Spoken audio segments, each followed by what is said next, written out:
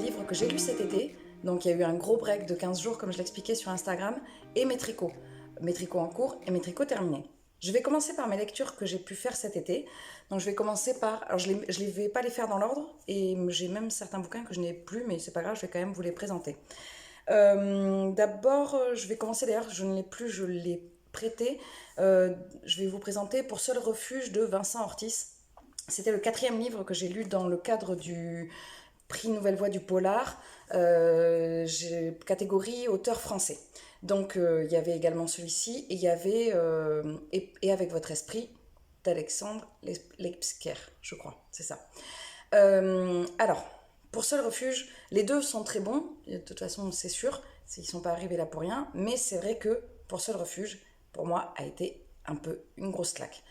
Parce il remet en question certaines choses, ce qu'on croit vrai ou non, jusqu'où on est capable d'aller en fait par amour ou par vengeance, ou voilà. Donc ça questionne beaucoup. Il y a des passages qui sont un peu hard, je préfère préciser, c'est du polar quand même assez dense. Mais moi, c'est vrai que j'ai adoré cet auteur, enfin, j'ai adoré le bouquin en lui-même, et j'adore l'écriture de Vincent Ortiz. Donc, c'est vraiment un auteur que je vais continuer à suivre. Donc, je vous le recommande à 3000%. Normalement, en septembre, on devrait avoir les résultats des prix Nouvelle Voix du Polar. Donc, il y avait ces deux-là en catégorie auteur français, et auteur étranger, il y avait Une famille si normale, et il y avait Le pensionnat des jeunes filles. Et j'avais déjà donné mon avis dans une précédente vidéo sur la catégorie donc auteur étranger. Je vais continuer maintenant avec ce deuxième tome des aventures d'Agatha Raisin. Alors Agatha Raisin, c'est un cozy mystery, je pense que c'est l'un des plus anciens qui existent, parce que MC Beaton, elle les a écrits il y a 20 ans, je crois. Comme je vous expliquais dans une précédente vidéo, oui, 93, donc il y a 18 ans. Je suis arrivée très tard sur Agatha Raisin, alors que c'est très connu. C'est un personnage qui est assez particulier, Agatha Raisin, parce que elle est un peu antipathique. C'est une fumeuse, une grosse fumeuse, elle boit du gin, elle a pas sa langue dans sa poche, elle parle pas correctement, elle a un côté séductrice, prédatrice qui n'est pas très sexy ni très agréable. Mais je sais pas pourquoi, il y a une ambiance dans ces bouquins, parce que c'est le deuxième que je lis, c'est le deuxième tome et c'est le deuxième que je lis. C'est une ambiance que j'aime énormément. Alors je pense qu'il y a le côté années 2000 en Angleterre, dans un petit village un peu fermé, je sais pas, parce qu'elle boit pas particulièrement de thé, donc on n'est pas sur du cozy mystery mignonné avec une tasse de thé, même si j'adore également cela. Mais je m'attache beaucoup au personnage, et je me suis beaucoup attachée au personnage, et j'aime bien les intrigues. Alors après, ça n'a rien à voir avec les polars que j'ai pu lire pour les prix Nouvelle Voix du Polar. On n'est pas sur de la grosse enquête. De toute façon, les cozy mystery, c'est souvent pas forcément le dénouement qui va compter, mais c'est plus l'ambiance qu'on va y retrouver. Donc voilà, l'histoire, c'est Agatha Raisin. Il y a le vétérinaire de son village qui est assassiné, et personne ne croit au fait que c'est un meurtre, et Agatha elle est persuadée que c'est un meurtre, et donc elle va chercher le coupable. Ça lui permet surtout de se rapprocher de son voisin, euh, par lequel elle est très attirée, et donc de mettre tout en place un stratagème de séduction qui est absolument catastrophique, et qui d'ailleurs fait fuir à longueur de temps son voisin. Ça, c'était donc ma deuxième lecture. Enfin, c'est pas ma deuxième lecture, c'est le deuxième livre que je vous présente. Et c'est vrai que Agatha Raisin, je, je lirai les autres tomes avec plaisir. En plus, il y en a beaucoup. Même si aujourd'hui l'autrice est décédée, voilà, j'ai encore de beaux jours devant moi. Surtout que je crois que c'est Albin Michel qui vient de sortir la nouvelle. Elle a une nouvelle collection, et il y a également Hamish Macbeth. Donc il y a 3 séries de cette autrice. On continue un petit peu. Alors, c'est pas un cozy mystery, mais voilà, c'est pas loin finalement d'être la mère des cozy mystery. C'est l'Agatha Christie, parce que je participe au challenge Red Christie 2021, organisé par le compte officiel d'Agatha Christie, et je suis la sélection de Triple L de Mag.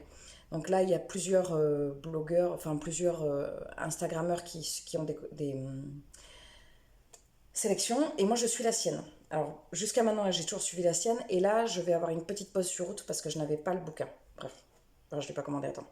Il s'agit de l'affaire Protero. Donc là c'est le colonel Protero qui a été tué d'une balle dans la tête, et pareil, on va venir enquêter. C'est une enquête de Miss Marple, même si je trouve que Miss Marple n'est pas extrêmement présente dans ce livre. J'ai bien aimé, peut-être que j'ai bien aimé parce que j'ai trouvé le dénouement. Et que voilà, ça m'arrive jamais. Enfin, moi, Agatha Christie, je le trouve très rarement. Et puis, je sais pas, il y a des tomes qui nous touchent plus ou moins. C'est vrai que j'aime bien les tomes avec Miss Marple. Pourquoi? Je sais pas. Le côté la vieille dame qui tricote, j'aime bien. Ça, c'était donc voilà, le livre pour le mois de juillet. Ensuite, j'ai lu également le tome 2 des enquêtes d'Anna Svensson de Johan Fluck. Donc ça, ce sont des livres pareils qui ont une vingtaine d'années mais qui viennent d'être édités par Cherche Midi. C'est des livres qui ont d'ailleurs un confort de lecture, je le dis à chaque fois, mais c'est vrai que c'est incroyable. On est sur des livres plus chers sur les Cozy Mystery, puisqu'on est autour de 14-15 euros. Mais le papier est plus épais, le livre tient bien en main, enfin voilà, il vieillit bien, parce que je l'ai lu et il a pas du tout de marque en fait. Voilà, bref. Ça, c'est le deuxième tome, donc Meurtre et Charlotte aux fraises, de la série des enquêtes d'Anna Svensson. Donc là, on est toujours dans son village américain. On n'est pas sur les mêmes codes du Cozy Mystery habituel, parce qu'on n'est pas en Angleterre, on est aux États-Unis. On boit pas du thé, on boit du café. En même temps, Agatha Raisin, elle boit du gin. Mais voilà, c'est une ambiance que j'aime bien aussi. Pareil, au niveau du dénouement, c'est pas oufissime, mais c'est quand même intéressant. Ça se lit très facilement. Il y a plein de petites recettes. Alors j'aimerais bien en tester. Surtout ce qui m'intrigue, parce que moi j'aime bien faire des cookies. J'ai une recette magique de cookies. euh, que, que je dévoile sans problème, mais voilà, c'est qui fonctionne très très bien. Et là, en fait, ce qui me surprend à chaque fois, c'est qu'il y a du bicarbonate. C'est pas marqué parce que je suis dans le pudding, évidemment, mais elle fait toutes les recettes de cookies sont avec du bicarbonate. Et moi, je n'ai jamais fait avec du bicarbonate. Donc je serai, évidemment, je vais tomber sur que des recettes où il n'y en a pas. Bref. Donc j'aimerais bien les tester. Il y a plusieurs recettes et notamment il y a une recette de Charlotte aux fraises que j'aimerais bien tester forcément. Ah, pas forcément aux fraises, mais j'aimerais bien tester. Voilà, ça c'est tout ce qui est au niveau des Cozy Mystery.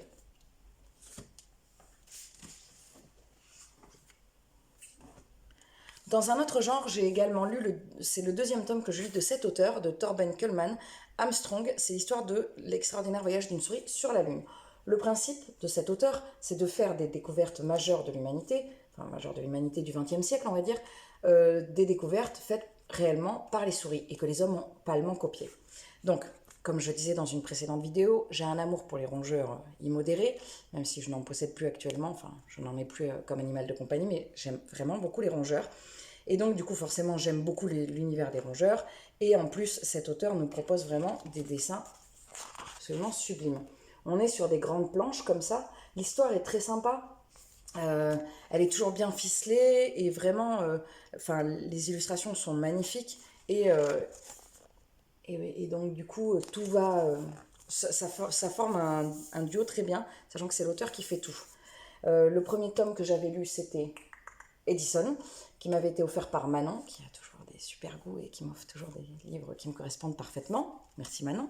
Et ça, c'est donc le deuxième tome que j'achète et que je vous recommande chaudement. Pareil, je crois qu'il y en a 4 ou 5, donc je pense que je compléterai évidemment ma collection avec les autres tomes.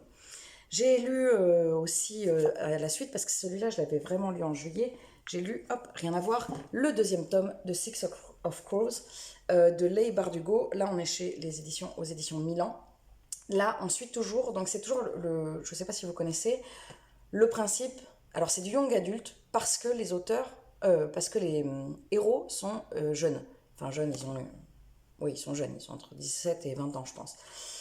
Mais je trouve qu'au niveau de l'univers, on n'est pas du tout sur quelque chose, on n'est pas vraiment sur du young adulte. C'est-à-dire que l'univers est quand même assez complexe. Voilà, c'est très très bien écrit.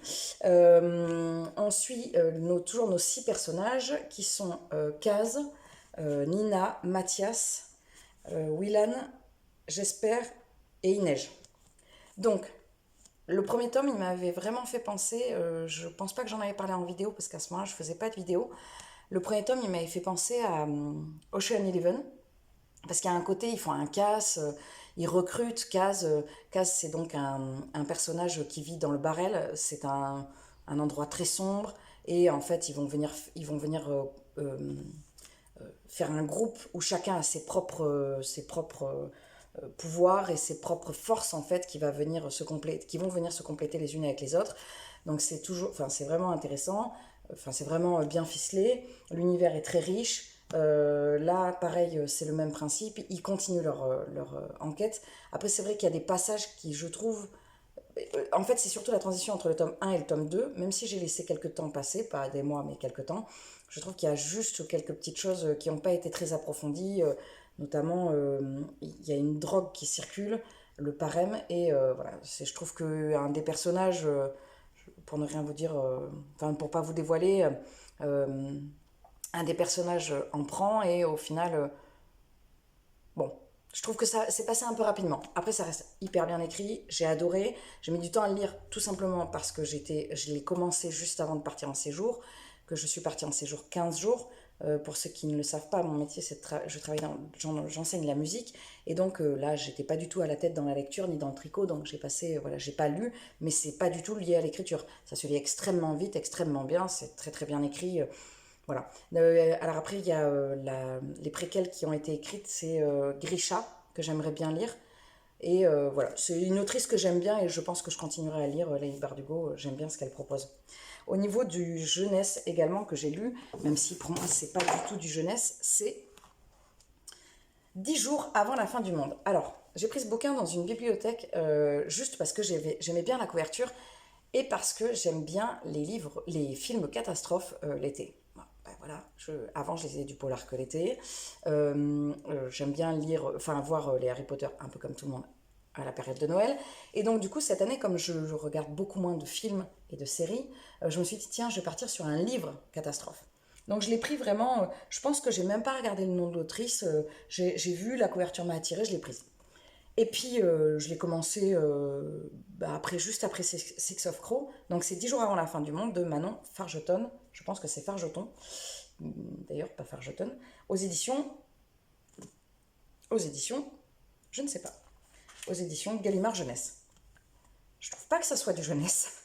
J'ai été vachement surprise de le trouver en jeunesse et voilà. Alors, l'histoire. On va suivre des personnages, plusieurs personnages qui vont apprendre, ça commence comme ça, qu'il y a une vague de catastrophe, enfin une vague, enfin, une espèce de mur qui vient tout détruire sur son passage, qui va rejoindre un autre mur qui détruit également tout sur son passage, et les deux murs vont se rejoindre et donc détruire le monde en Bretagne. Donc ça c'est rigolo. Déjà l'autrice est française et je pense même qu'elle est de Bretagne parce que je vois sur son compte Instagram beaucoup de photos de Bretagne. Et donc du coup, on va suivre ces personnages dans cette révélation, dans le fait que c'est la fin du monde. On va voir comment ils réagissent et petit à petit, on va voir qu'en fait, ils vont évidemment se rencontrer et nouer des liens très forts. J'ai adoré ce livre. Alors j'ai adoré ce livre. Déjà parce que ça se lit, c'est un rythme très rapide, on est sur quelque chose d'assez dense. Les personnages, ben voilà, ils s'arrêtent pas en fait. Il faut qu'ils aillent en Bretagne parce que ben, c'est leur but pour mourir le plus tard possible. Et puis c'est des chapitres courts, donc du coup, ben voilà, c'est très prenant. C'est pas qu'une histoire de fin du monde. Ça vient questionner, les personnages viennent se questionner sur leur vie, sur leurs liens, sur qu'est-ce qu'ils ont pu faire. Donc c'est intéressant parce qu'on n'est pas limité en fait. Et donc du coup, je lis ça, et enfin, j'arrive à la moitié du bouquin, je me dis, ah là là, mais c'est pas possible, il est hyper bien ce livre quoi. Je connaissais pas cette autrice, c'est pas possible. Enfin, j'ai pris au hasard, mais il est vraiment trop bien quoi. Puis je vais sur le compte Instagram de Manon Fargeton, et là je découvre que c'est l'autrice de À quoi rêvent les étoiles, qui se trouve dans ma palle et que j'ai vu beaucoup circuler, je crois que je l'ai trouvé d'occasion, oui c'est ça.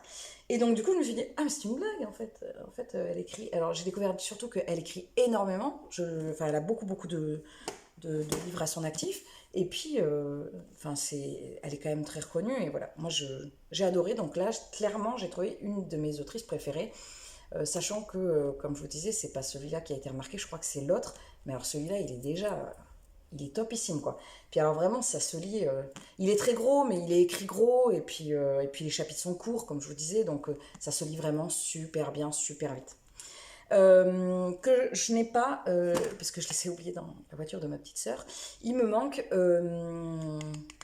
Yvain le Chevalier au Lion de Christian de Troyes, je crois, qui est un livre très ancien, enfin, qui a été remanié pour être plus accessible aujourd'hui, qui raconte les aventures d'Yvain, le chevalier au lion, comme son nom l'indique. C'est très enfin, c'est une écriture à l'ancienne. On est sur l'histoire à l'ancienne avec du chevalier qui sauve la jeune fille, tout ça. Ce que je trouve, alors c'est intéressant, c'est un classique, voilà, ça se lit vite. Je l'avais depuis longtemps parce que je le laissais traîner sur un coin de mon bureau. Ce que je trouve un poil dommage, c'est qu'il n'y a aucun avertissement avant. Alors, il n'y a rien de dramatique dans l'histoire. Il n'y a rien, il n'y a pas de scène, il n'y a pas de scène choquante ou des choses comme ça. C'est pas ça. C'est que ce qui m'a surprise, c'est que au niveau de la condition de la femme, on est sur quelque chose de quand même.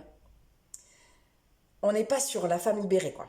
Et je trouve que pour de la jeunesse, parce que ce serait pour des adultes, voilà, chacun fait comme il, enfin, de toute façon, chacun fait comme il veut, mais quand on est sur de la jeunesse, il faut quand même penser que ça peut être un enfant de, je sais pas moi, 8 10 ans qui va prendre le bouquin.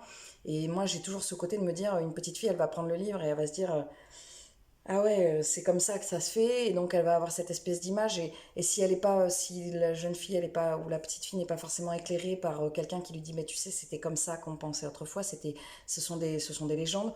On fait quand même attention au niveau des dessins animés aujourd'hui, à plein de choses, donc je trouve ça un peu dommage qu'on n'ait pas un petit avertissement disant, c'est comme ça qu'étaient les légendes autrefois, c'est, voilà, petite parenthèse féministe. J'ai également fini Marie-Antoinette de Zweig. Alors là, on est sur du classique. Euh, on est sur de l'écriture incroyable. Zweig, c'est une finesse incroyable. Et enfin, c'est aux petits oignons. Et puis, enfin voilà, c'était moi personnellement. Alors c'est vrai que la Révolution, c'est quelque chose qui me parle, comme tout le monde. Je l'ai vu à l'école, sauf que je l'ai vu il y a longtemps, que j'ai un peu oublié. Et que surtout, j'avais pas forcément le point de vue de Marie-Antoinette en fait.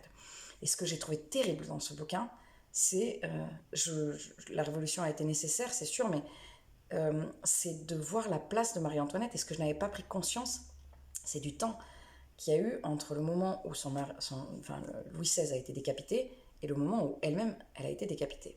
C'est-à-dire qu'il y a eu quand même un laps de temps très long, et en tant que mère, en tant que femme, elle a eu des derniers mois durs. Voilà. Et Zweig nous plonge vraiment là-dedans, avec des extraits de lettres, des choses, mais toujours très bien amenées, ce qui fait que c'est pas soporifique, c'est pas, ça nous assomme pas d'histoire en fait. On vit, bon, c'est sûr, c'est pas un thriller, on connaît la fin, mais il y a quelque chose, voilà, c'est fort quand même, c'est très fort. Enfin, moi, ça m'a beaucoup touchée.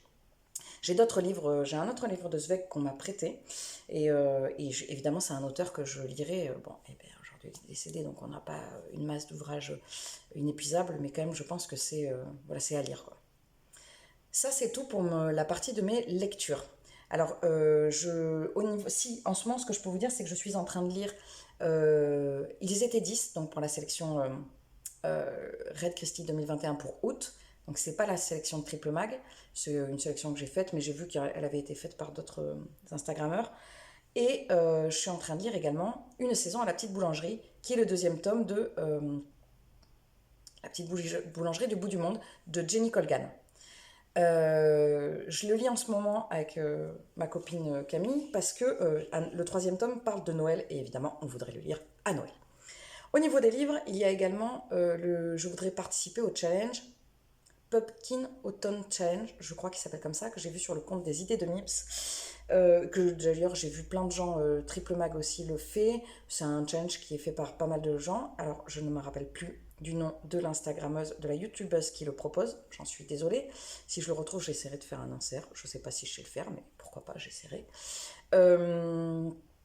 Du coup, j'ai pas encore fait ma sélection. Je vais la préparer bientôt et à ce moment-là, peut-être que je la présenterai la semaine prochaine. Avec par catégorie. J'aime bien faire les challenges comme ça. Au mois de mai, j'ai fait le mois de la fantasy avec Steph. Enfin, j'ai suivi le challenge proposé par Steph de Piketty du mois de la fantasy et ça m'a permis d'engloutir déjà beaucoup de livres et notamment pas mal de livres de Mapal. Donc du coup, c'est pour ça que je repars sur un challenge parce que j'avais vraiment beaucoup aimé. C'est tout pour la partie livre. Maintenant, je vais passer à la partie des tricots.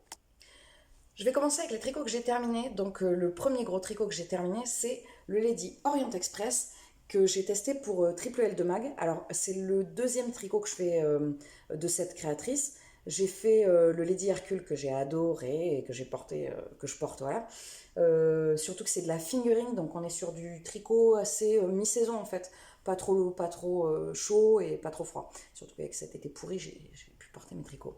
Ça, c'est le Lady Orient Express. Le Lady Hercule, je ne l'avais pas testé, je l'avais acheté. De toute façon, j'ai acheté pas mal de patrons de cette créatrice parce que j'adore ce qu'elle fait. Et effectivement, ils sont hyper bien expliqués et ils sont du plus bel effet, je trouve. Donc là, on a une dentelle qui est absolument sublime.